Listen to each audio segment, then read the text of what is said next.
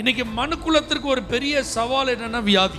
மனித உடலிலே அது பயங்கரமான போராட்டத்தை செஞ்சிட்டு இருக்கு, கொடுத்து கொண்டிருக்கிறது, வலியை கொடுத்து கொண்டிருக்கிறது, வேதனை கொடுத்து கொண்டிருக்கிறது, பணங்களை விரயமாக்க செய்கிறது, மருத்துவமனைக்கு அங்கும் இங்கும் அலைய வைத்துக் கொண்டிருக்கிறது. வியாதி இல்லாத நபர்களை பார்ப்பதே இப்ப எப்படி இருக்கு, ரொம்ப அரிது, அபூர்வம் என்று சொல்லத்தக்க விதத்துல யாருக்கு இந்த வியாதி, இந்த வயசுல இந்த வியாதியா அப்படின்லாம் சொல்ற அளவுக்கு நம்ம ஏராளமான செய்திகளை செஞ்சுட்டு இருக்கிறோம், கேள்விப்பட்டிருக்கிறோம். அப்ப தேவ பிள்ளைகள் இந்த வியாதி சம்பந்தப்பட்ட காரியங்களை குறித்து பயப்படக்கூடாது. பலவீனம் சுகவீனம் வரும்போது சோர்ந்து போகக்கூடாது.